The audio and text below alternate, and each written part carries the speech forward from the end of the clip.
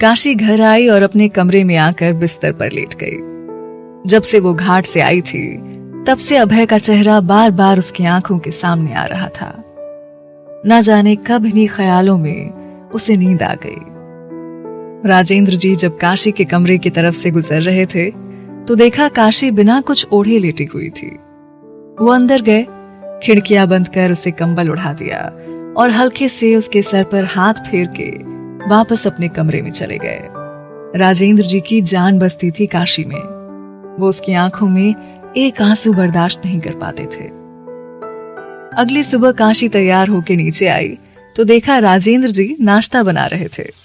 उसने नीचे आकर आंगन में रखे तख्त पर अपना बैग रखते हुए राजेंद्र जी से पूछा, क्या कर रहे हैं आप चाचा जी?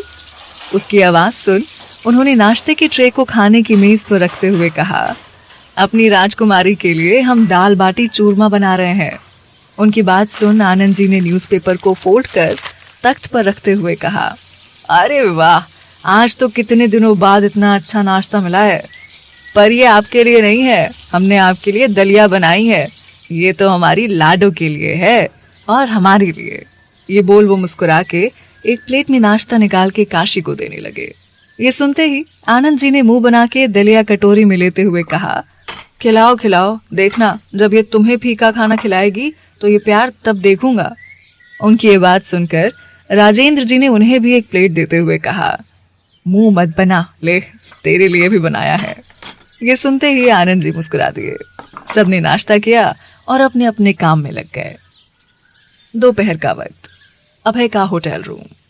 अभय ने नाश्ता करते ही राणा से पूछा, राणा कुछ पता चला उस वसीयत के बारे में? नहीं सर, अभी नहीं। चलो आज हम भी जरा काशी जी से मिल लें। पर हुकुम साहब, आपको जाने की क्या जरूरत है, हम है ना, हम देख लेंगे। अरे राणा, आप तो देख ही लिए काशी जी को, अब हमें भी देखने दो। ये बोल अभय खड़ा हो गया और मुस्कुराते हुए राणा को देखकर बाहर निकल गया। इस पर राणा हल्के से मुस्कुरा दिया। अभय सबके साथ निकला और कुछ वक्त में वो काशी के आश्रम के सामने था। राणा ने आके गाड़ी का दरवाजा खोला तो वो नीचे उतरा। वो अपने आदमियों के साथ अंदर जाने लगा तो चौकीदार ने उसे वहीं गेट पर रोकते हुए पूछा, जी किससे मिलना है आपको? चौकीदार के पूछने पर राणा जी जल्दी से आगे आए और उससे बोले, काशी जी। ये सुन उसने मुस्कुरा के कहा, जी काशी बिटिया से मिलना है, जाइए वो अंदर हैं। अभय अपने आदमियों के साथ अंदर पड़ गया। उसने अंदर आकर देखा तो काशी सारी औरतों को बैठाकर पढ़ा रही थी। अभय कुछ दूर पर खड़ा होकर उसे देखने लगा। उसे ऐसे काशी को देखता देख दुबे जी पास आकर पूछे, जी आप सब यहाँ कोई काम है क्या? राणा ने उससे कहा, जी वो काशी जी से कुछ काम था।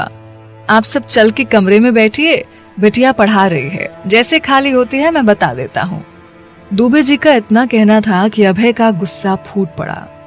उसने उनकी कॉलर पकड़ के कहा, उस 2 टके की लड़की के लिए मैं 3 दिन से इंतजार कर रहा हूँ। मैं उसका नौकर नहीं हूँ, मैं अभय प्रताप सिंह हूँ। लोग मेरा इंतजार करते हैं, मैं उनका नहीं, समझा? ये सब काशी ने देखा तो दौड़ के आई। दुबे जी को छुड़ा के अभय के गाल पर एक जोरदार तमाचा मारा। अभय के गाल पर तमाचा पड़ते ही उसके सारे बॉडीगार्ड्स ने बंदूकें निकाल ली। तभी वहां पर जो लोग थे सब काशी के पीछे आके खड़े हो गए। अभय ने गुस्से में उसे देख अपने गालों पर हाथ रखकर कहा, तुम्हारी इतनी हिम्मत कि तुमने। पर काशी ने उसकी बात वहीं काटते हुए उससे कहा, चुप, एकदम चुप, वरना दूसरा हाथ उठाने में मुझे जरा भी शर्म नहीं आएगी। और रही बात हिम्मत की, तो कोई भी ऐसा काम जो सही हो वो करने में मैं डरती नहीं हूं। एक बात और, होंगे आप कहीं के हुकुम साहब श्रीमान अभय प्रताप सिंह, पर ये बनारस है, यहाँ के एक ही हुकुमसा हैं और एक ही मालिक हैं, और वो खुद हम सब के महादेव हैं। तो आइंदा से अपनी ताकत यहाँ आजमाने की कोशिश मत करना। और अब आप दुबे चाचा जी से माफी मांगे, चलिए। वहां जितने लोग थे उनमें से एक आदमी ने कहा, क्या बात है बिटिया, कुछ हुआ का? उसने ऐसा बस इसलिए पूछा क्योंकि उसने बस अभय पर तमाचा पड़ते देखा था, बाकी कुछ उसे नहीं पता था। काशी उसकी तरफ मुड़कर शालीनता के साथ बोली, अरे नहीं काका, बस ये अपने संस्कार भूल गए थे, वही याद दिला रहे थे, और कोई बात नहीं है। ये सुनकर अभय को गुस्सा आ गया। उसने उस पर चिल्लाकर कहा, तुम 2 टके की लड़की मुझसे माफी मंगवा रही हो, अंजाम अच्छा नहीं होगा। मैं कितने टके की हूँ वो तो आपको 3 दिन में पता चल गया होगा। जो मुझसे मिलने आपको राजस्थान से यहाँ तक आना पड़ा, तो मेरी औकात तो आपको खुद पता चल गई होगी। और रही बात अंजाम की, तो उसकी फिक्र आप मत कीजिए, क्योंकि जिंदगी में जो भी होता है महादेव की मर्जी से होता है। इतना बोल वो कुछ देर के लिए खामोश हो गई और अभय को देखकर फिर बोली, और अब आप माफी मांगे चाचा जी से। दुबे जी ने जब बात को बढ़ता देखा तो काशी को रोकते हुए कहा, रहने दो बिटिया, कोई जरूरत नहीं है। नहीं काका, बहुत जरूरी है, और जब तक ये माफी नहीं मांग लेते तब तक ये यहाँ से कहीं नहीं जाएंगे। ये बोल काशी ने गेट बंद कर उसकी चाबी अपने हाथ में ले लिया। ये देखकर अभय ने गुरूर में कहा, मुझे रोक पाना इतना आसान नहीं है, समझी तुम, और मैं कोई माफी नहीं मांगने वाला। उसकी बात सुन काशी ने राणा से कहा, राणा जी समझाइए इन्हें, ये इनकी रियासत या राजस्थान नहीं है, ये बनारस में खड़े हैं और यहाँ इनका कोई हुक्म काम नहीं करेगा। ये सुनकर राणा अभय के पास गया। उसने उसके कानों में कुछ कहा और अभय ने गुस्से में एक बार काशी को देखकर कहा, माफ कर दीजिए हमें। ये कहते हुए उसके चेहरे पर गुस्सा साफ झलक रहा था। काशी ने उसके माफी मांगते ही गेट खोल दिया। अभय गुस्से से उसे देखते हुए निकल गया। वो गाड़ी तक आया और पीछे मुड़ के उसे देखकर बोला, तुम्हारे इस थप्पड़ का जवाब तो मैं तुम्हें आज ही दूंगा। ये बोल वो अपनी गाड़ी में बैठ गया। उसके जाने के बाद दुबे जी ने काशी के पास आकर उसे समझाते हुए कहा, काशी बिटिया, क्या जरूरत थी इतनी झंझट मोल लेने की, अभी कुछ हो जाता तो। कुछ नहीं होगा चाचा जी, आप चिंता मत कीजिए। ये कहकर वो वापस काम में लग गई, पर दुबे जी को चिंता हो रही थी। शाम तक काशी काम करती रही और फिर घर आ गई। कुछ देर सबके साथ बैठ के बातें कर शाम की चाय सबको पिला वो घाट के लिए निकल गई। वहां पहुंचकर उसने शिवजी के आभूषण तैयार कर उन्हें थाल में सजाकर रख दिया और बाकी काम करने लगी। काम करते हुए उसे लगभग 8 बज गए थे। काशी को भी थकान महसूस होने लगी, तो वो अपनी शॉल ओढ़ते हुए मंदिर से निकल गई और घाट पर आकर बैठ गई। आज घाट पर बहुत कम ही लोग दिख रहे थे, क्योंकि ठंड भी ज्यादा थी और साथ ही धुंध हो आई थी, इसलिए घाट पर आज लोग ज्यादा नजर नहीं आ रहे थे। काशी खुद को शॉल में लपेटे हुए बहते पानी को देख रही थी। कुछ देर वहां बैठ के वो जाने के लिए उठी और जैसे पीछे मुड़ी तो उसके पीछे अभय सीढ़ियों पर खड़ा था। काशी ने एक नजर उसे देखा और सीढ़ियां चढ़ने लगी।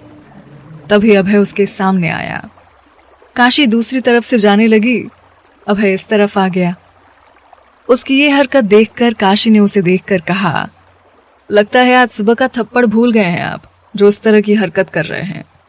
ये बोल वो जाने लगी तो अभय उसे पकड़कर दीवार से लगाकर खड़ा हो गया और उसके हाथों को पीछे मोड़ के उससे गुस्से में बोला, मैं कुछ भी नहीं भूलता हूं मिस काशी त्रिपाठी, और जो थप्पड़ तुमने मुझे मारा है ना, उसी का जवाब देने आया हूं काशी जी। इतना बोलकर अभय ने उसके होठों को जबरदस्ती अपने होठों से छू लिया। काशी ने खुद को छुड़ा के उसे एक तमाचा मारा तो उसने फिर पकड़ के उसके होठों को छू लिया। जैसे ही काशी ने दोबारा हाथ उठाया तो अभय ने उसका हाथ पकड़ के अपने पास खींचते हुए उससे कहा, जितनी बार हाथ उठेगा उतनी बार मैं ऐसे ही जवाब दूंगा, तो उठाओ हाथ, उठाओ।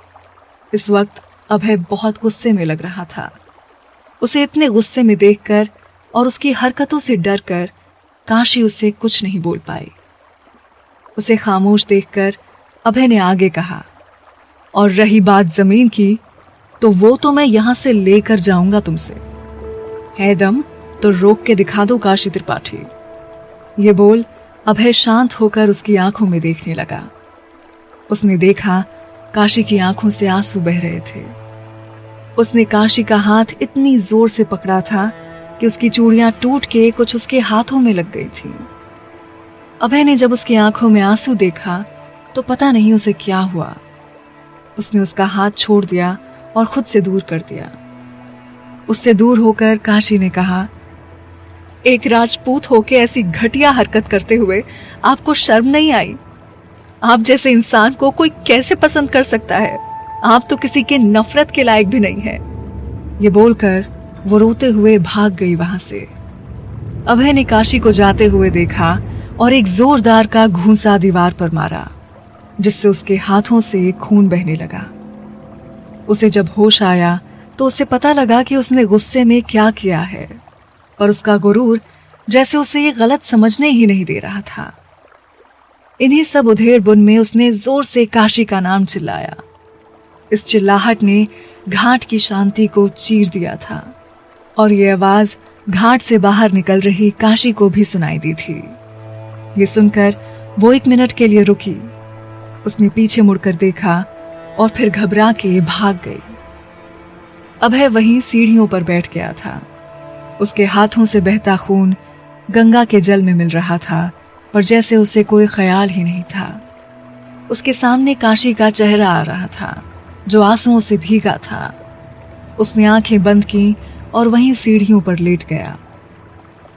एक हवा का झोंका आया और उसे छू गया। क्यों उसके आंसू बेचैन कर रहे हैं? मैं गुस्से में था। क्यों उसके आंसू देखकर मेरा गुस्सा शांत हो गया? क्या हो रहा है मुझे? मैं उसे दर्द देने आया था, पर वो दर्द का एहसास यहाँ क्यों है? अभय ने अपने सीने पर हाथ मारते हुए कहा, क्या है तुम में काशी? क्या है तुम में?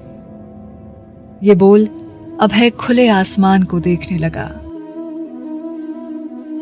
यहाँ बस इतना ही। आगे की कहानी जानने के लिए सब्सक्राइब करें पॉकेट एफएम चैनल को और बेल आइकन क्लिक करके अगले एपिसोड का नोटिफिकेशन पाएं। लेकिन आप सारे एपिसोड अभी सुनना चाहते हैं तो डाउनलोड करें हमारा pocket FM app. Link description में है, जहां आप पाएंगे इस शो के सारे एपिसोड्स और साथ ही इसके जैसे और भी बेहतरीन शोज। तो देर किस बात की, अभी डाउनलोड करें पॉकेट एफएम ऐप।